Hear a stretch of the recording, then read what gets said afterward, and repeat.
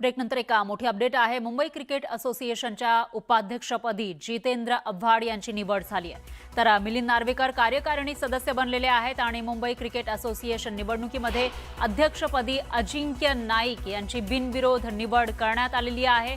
तर अजिंक्य नाईक यांची बिनविरोध निवड झाल्याचं आधीच सांगण्यात आलं होतं, मात्र या निवडणुकीला आव्हान देण्यात आलं, पण कोर्टानेही स्थगितीस नकार दिला। त्यामुळे नाईक हे अध्यक्ष झाले आहेत। तर दुसरीकडे राष्ट्रवादी शरदचंद्र पवार पक्षाचे आमदार जितेंद्र आव्हाड यांची उपाध्यक्ष म्हणून निवड झाली आहे आणि मिलिंद नार्वेकर शिवसेना युबीटीचे ते कार्यकारिणी सदस्य बनलेत।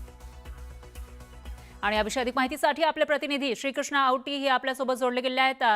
श्रीकृष्ण, काय सांगाल? मुंबई क्रिकेट असोसिएशनचे आता अध्यक्ष, उपाध्यक्ष आणि कार्यकारिणी सदस्यांची निवड झाल्याचं दिसतंय आणि सर्व पक्षांचे नेते यामध्ये दिसतायत। नक्कीच आपण पाहू शकतो आज मुंबई क्रिकेट असोसिएशनची जे आहे ती इलेक्शन मतदान जे आहे ते पार पडलं, निवडणूक पार पडली।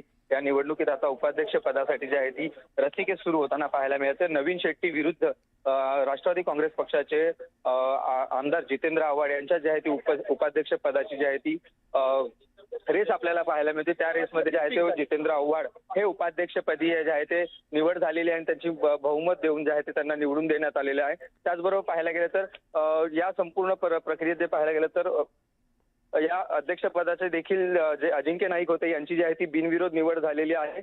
परंतु आता उपाध्यक्ष असतील किंवा अनेक जी पदं जी आहेत या संदर्भात अनेक जे आहे ते अद्याप मतमोजणी जी आहे ती सुरू आहे। पण उपाध्यक्ष पदाची जी निवडणूक उपाध्यक्ष पदाची जी मतदान होती ती प्रक्रिया जी आहे ती पार पडली आणि जितेंद्र आव्हाड जे आहे ते यात विजयी झालेले आपल्याला पाहायला मिळत आहे।